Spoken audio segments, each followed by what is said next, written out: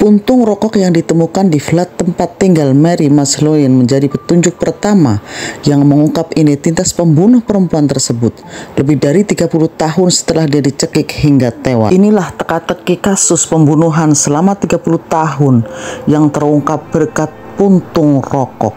Mari kita simak cerita selanjutnya. Sebelum melanjutkan cerita ini, mohon like, komen, dan subscribe jika Anda menyukainya. Selamat datang di Jejak Histori. Profil DNA yang ditemukan pada puntung rokok dan simpul jubah cocok dengan identitas seorang yang diduga membunuh ibu asal Skotlandia dengan 11 anak tersebut. Temuan ini semula membingungkan detektif yang telah menyelidiki kasus yang tak terpecahkan selama 3 dekade itu. Pasalnya, tersangka utama berada di penjara di Edinburgh ketika Mary, 58 tahun, ditemukan tewas di flatnya di Glasgow Barat. Namun, buku catatan sipir penjara menginformasikan bahwa Graham McGill, pelaku kejahatan seks berantai, sedang dalam pembebasan bersyarat ketika perempuan itu ditemukan meninggal di rumahnya.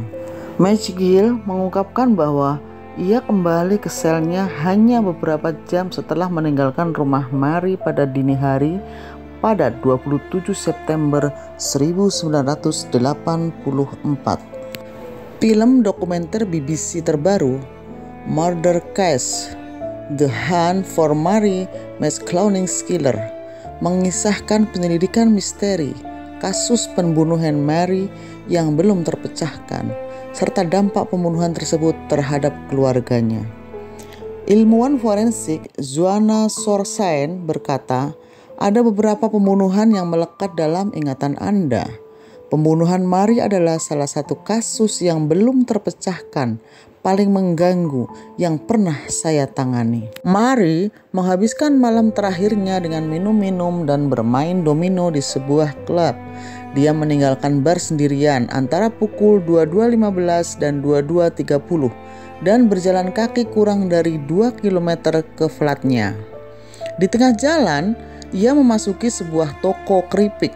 Di sana, ia bercanda dengan staf toko itu sambil membeli keripik dan rokok. Seorang supir taksi kemudian menceritakan bahwa ia melihat seorang pria mengikutinya saat ia berjalan tanpa alas kaki di jalan sambil memegang sepatu di tangannya. Urutan kejadian yang menyebabkan McGill berakhir di flat Mary tidak diketahui. Namun begitu, tidak ada bukti bahwa pintu flatnya dibuka paksa. Begitu masuk, si pembunuh dengan kejam menyerang perempuan itu yang usianya 2 kali lebih tua darinya. Saat itu, telepon seluler belum ada dan Mary tidak sering berhubungan dengan keluarga besarnya. Seminggu sekali, salah satu putranya, Martin Cullen, mengunjunginya. Namun, ketika pria yang kala itu berusia 24 tahun itu tiba di apartemen Mary pada 2 Oktober 1984, ia mencium bau yang sangat menyengat. Mary ditemukan sudah tidak bernyawa di dalam apartemen, tergeletak telentang di atas kasur tanpa spray. Gigi palsunya tergeletak di lantai dan gaun berwarna hijau yang dia kenakan ke bar dikenakan secara terbalik. Sungguh kasihan nasib si Mary ini. Mantan detektif lain, Wishart, menggambarkan tempat kejadian perkara itu sangat mengerikan. Autopsi menyimpulkan Mary sudah meninggal dunia setelah dicekik setidaknya 5 hari sebelumnya. Detektif kemudian mengumpulkan lebih dari 1.000 keterangan pada bulan-bulan berikutnya, tetapi penyelidikan pembunuhan Mary menemui jalan buntu. Keluarga Mary kemudian diberitahu bahwa penyelidikan kasus pembunuhan itu telah ditutup pada tahun berikutnya. Namun, seorang agen Departemen Investigasi Kriminal mengingatkan putri Mary, Gina McGaffin, untuk tidak kehilangan harapan. Mary memiliki 11 anak dengan 2 pria dan cukup populer di lingkungannya. Putrinya Gina mengatakan dalam film dokumenter itu bahwa ada ketegangan ketika Mary ditemukan meninggal dunia. Dia berkata, Saya pikir ada pembunuh yang bersembunyi di keluarga kami. Gina yang menulis buku tentang pembunuhan ibunya mengatakan dia melaporkan kecurigaannya ke polisi. Ia menambahkan, saudara-saudara saya berpikiran sama seperti saya pada tahun 1984, bahwa salah satu putranya sendiri terlibat dalam pembunuhan itu atau mengetahui sesuatu yang lain, tetapi kami tidak dapat membuktikan apapun. Pada tahun 2008, 4 investigasi terpisah gagal menetapkan profil tersangka. Investigasi kelima dimulai pada tahun 2014 dan pengujian DNA dilakukan di Scottish Crime Campus di Groscote, Skotlandia. Sampai saat itu, para ahli menganalisis 11 sampel DNA. Namun, teknologi yang lebih baru mampu mengidentifikasi 24 sampel DNA. Hal itu secara dramatis meningkatkan peluang para ilmuwan untuk mendapatkan hasil dari sampel yang lebih kecil atau berkualitas rendah. Tom Nelson, seorang kepala forensik otoritas Skotlandia, mengatakan pada 2015 bahwa teknologi akan memungkinkan kita untuk kembali ke masa lalu dengan potensi untuk memberikan keadilan kepada mereka yang hampir putus asa, ujar Tom Nelson sebagai kepala forensik otoritas kepolisian Skotlandia. Sampel yang dikumpulkan pada tahun 1984 meliputi sehelai rambut Mary, kuku, dan puntung rokok. Joan Cochrane, seorang ilmuwan forensik yang bekerja di SCC, diminta untuk meninjau bukti tempat kejadian perkara yang telah disimpan dalam kantong kertas selama 30 tahun. Saat itu, profil DNA belum ditemukan, belum diketahui. Mereka yang mengemban tugas menjaga bukti-bukti ini tidak mengetahui potensi benda-benda ini. Mustahil mengetahui nilai yang dimilikinya. Namun, Joan Cochrane menambahkan tim peneliti memiliki wawasan ke depan yang luar biasa dalam merawat bukti-bukti. Temuan itu akhirnya diketahui berkat puntung rokok yang ditinggalkan di asbak meja kopi di ruang tamu.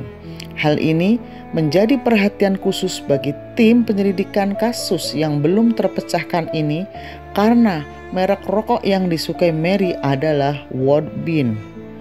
Cochrane mengatakan ia yakin bahwa kemajuan teknologi akan memungkinkannya memperoleh jejak DNA. Kami mengalami momen eureka saat puntung rokok yang sebelumnya tidak memberi kami profil DNA, kini memberi kami profil pria yang lengkap. Itu adalah bagian pertama ilmu forensik yang memiliki nilai bukti signifikan dalam kasus Mary ini.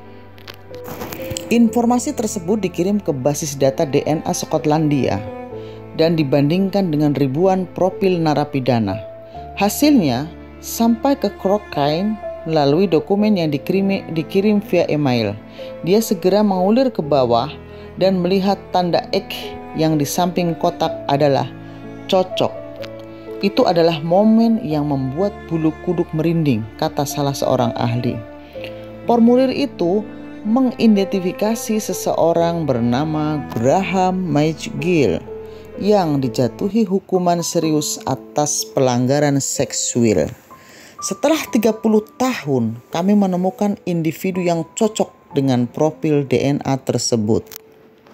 Namun, terobosan yang telah lama ditunggu-tunggu itu berubah menjadi kekacauan ketika terungkap bahwa McGill yang divonis penjara karena kasus pemerkosaan dan percobaan pemerkosaan berada di penjara ketika Mary dibunuh. Catatan menunjukkan dia tidak dibebaskan sampai tanggal 5 Oktober 1984, 9 hari setelah Mary dinyatakan meninggal dunia.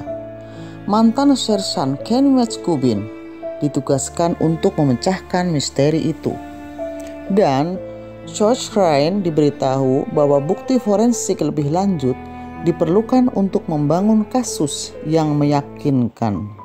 Pencarian itu menghasilkan bukti lain.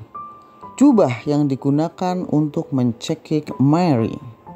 Cochrane yakin bahwa kemungkinan besar orang yang mengencangkan simpul tersebut telah menyentuh bagian bahan yang disembunyikan di dalamnya.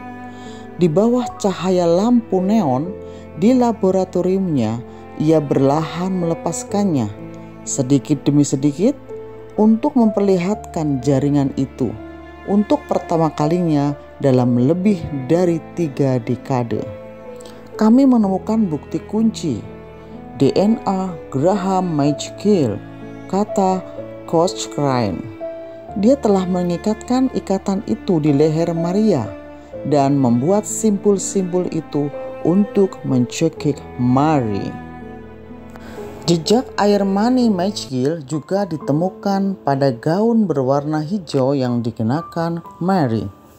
Namun, McCubbin mengatakan dalam film dokumenter itu bahwa bukti forensik saja tidak cukup untuk mengamankan hukuman. Tidak masalah DNA apa yang kita miliki, katanya. Dia punya alibi yang sempurna. Bagaimana dia bisa melakukan pembunuhan jika dia berada di dalam penjara? Catatan sulit ditemukan karena penjara Edinburgh sedang dibangun kembali pada saat pembunuhan itu dan banyak dokumen yang telah hilang. Namun, pencarian McCubbin membawanya ke Arsip Nasional Skotlandia yang terletak di jantung kota Edinburgh, tempat ia menemukan buku harian sipir, sebuah catatan yang mengubah segalanya. Di sebuah nomor penjara muncul nama G. McGill dan inisial TFF. Mantan sersan itu berkata, itu adalah pelatihan menjelang dibebaskan, yang berarti cuti akhir pekan di rumah. Tim investigasi menemukan bahwa McGill telah mengambil cuti akhir pekan selama 2 hari, ditambah 3 hari cuti pra pembebasan bersyarat, dan kembali ke penjara pada tanggal 27 September 1984. Dalam kata-kata mantan penyelidik Max Henderson, itulah bongkahan informasi yang kami cari. Saat itu, dia masih diawasi sebagai pelaku kejahatan seksual dan bekerja sebagai produsen di sebuah perusahaan. Gina mengatakan berita itu melegakan dan menambahkan, saya tidak pernah menyangka akan melihat ini di seumur hidup saya.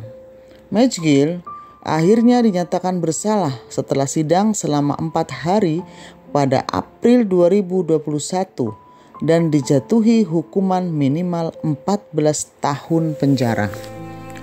Hakim Lord Spurs mengatakan kepada pengadilan tinggi di Glasgow bahwa McGill berusia 22 tahun ketika ia mencekik Mary, tetapi baru diadili saat berusia 59 tahun. Bayangkan guys, begitu lama baru ketahuan ya dia membunuh Mary. Ia menambahkan, keluarganya harus menunggu selama ini untuk mengetahui siapa yang bertanggung jawab atas tindakan ini. Mengetahui bahwa siapapun yang melakukannya kemungkinan besar masih bebas. Mereka tidak pernah kehilangan harapan bahwa suatu hari mereka akan mengetahui apa yang telah terjadi kepadanya. Akhirnya setelah 30 tahun tentang teka-teki kasus pembunuhan ini terungkap guys, hanya dengan sepuntung rokok. Itulah kisah dari Mary McLaughlin yang telah ditewaskan selama 30 tahun baru ketahuan guys siapa yang telah membunuhnya. Terima kasih, sampai jumpa.